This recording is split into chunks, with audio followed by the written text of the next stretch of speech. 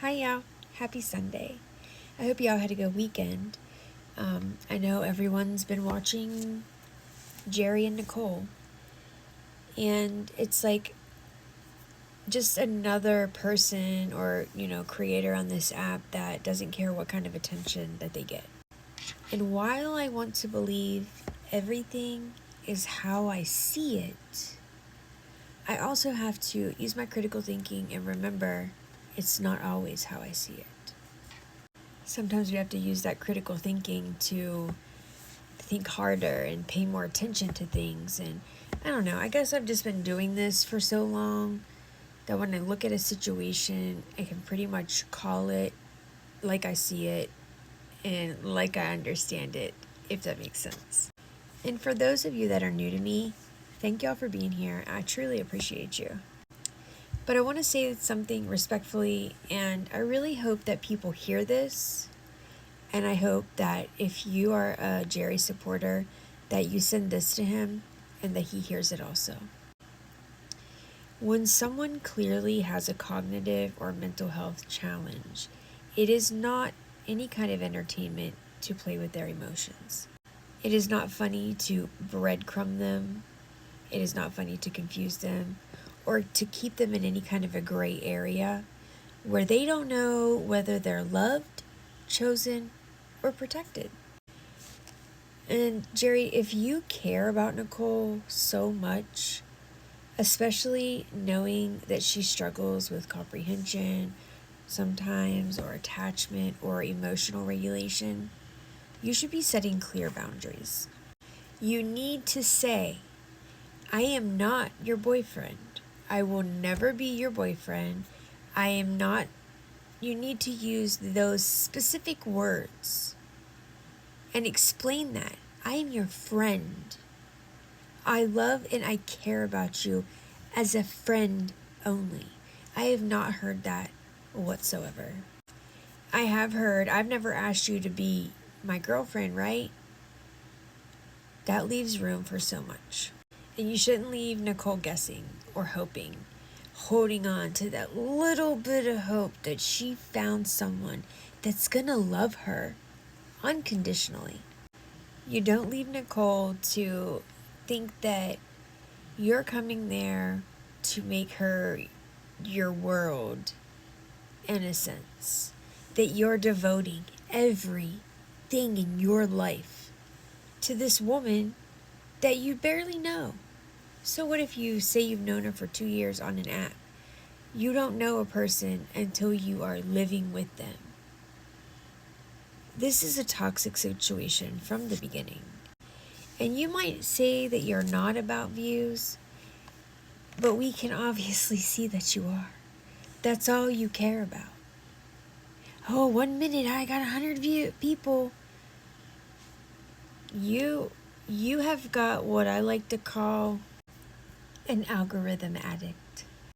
That is someone that becomes overly attached to the attention and validation that they get from their social media algorithm. Your mood, your behavior, and even your personality have already started revolving around it, and you've only been having Nicole up since the 24th because you're chasing views all the time.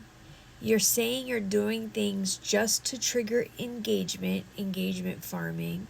You're staying live hours upon hours a day. You're creating drama because you know that it boosts your traffic.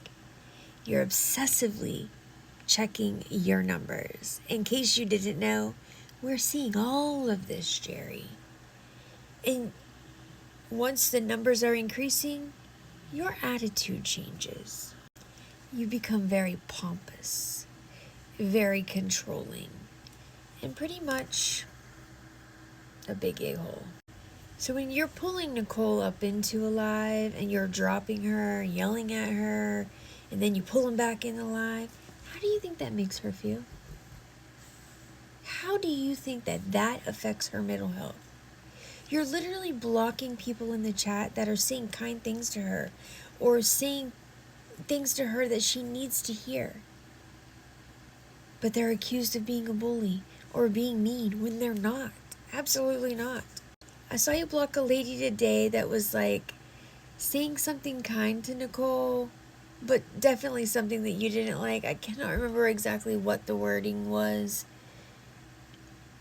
but it was like, maybe Nicole, maybe you need to lay down and get some rest, honey. You look tired. You've had a long day.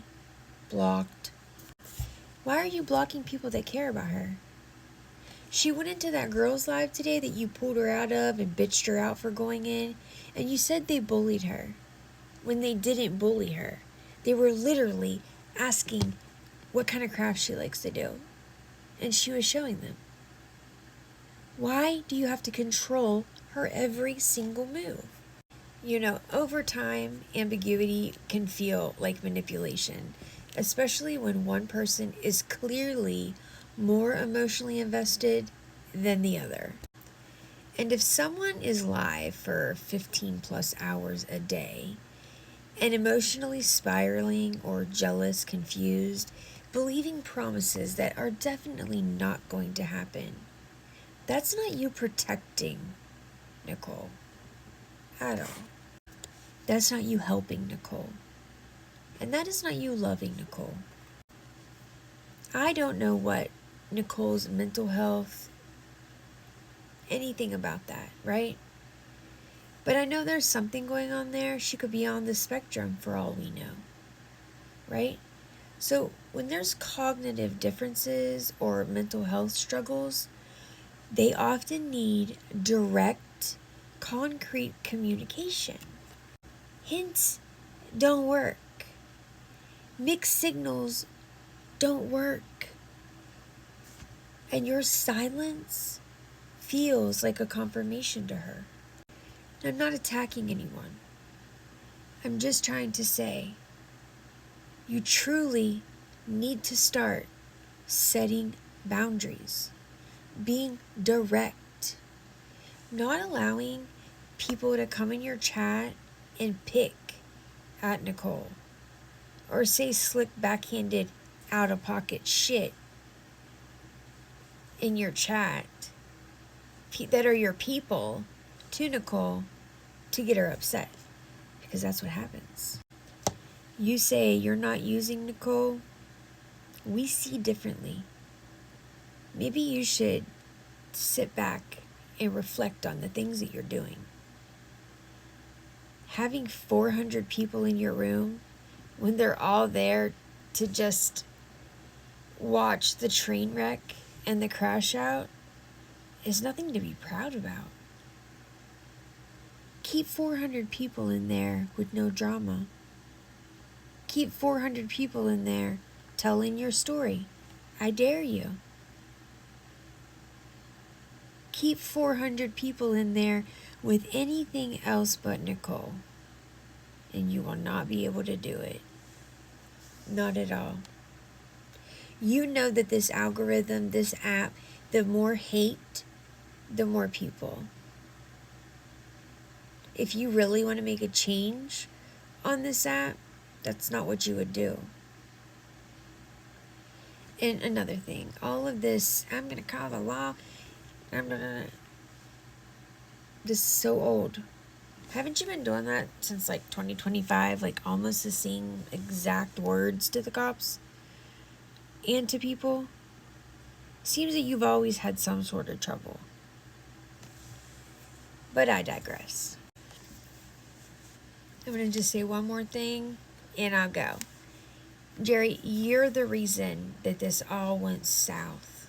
You wanted to be famous so badly that you don't care how the world sees you. You don't care people don't agree with you. Because you just don't fucking care. I guess you just have nothing to care about. Maybe you're lonely. And you enjoy seeing someone else fake smile at you. That smile is there because the false hope is in her heart. That's why. She thinks she's about to be happy. And she doesn't want to upset you. It's very triggering for a lot of people to watch you and hear you and see you screaming or yelling and carrying on like that. Is that how you want people to see you on this app? I mean, maybe it is. I don't know. Maybe that's what you want to see. You say you help people. I haven't seen you help anyone since you helped Nicole. You sent Tay some money, but never no proof of that. And another thing, if y'all were getting death threats from people, you should be posting them. You should be showing the world what's going on.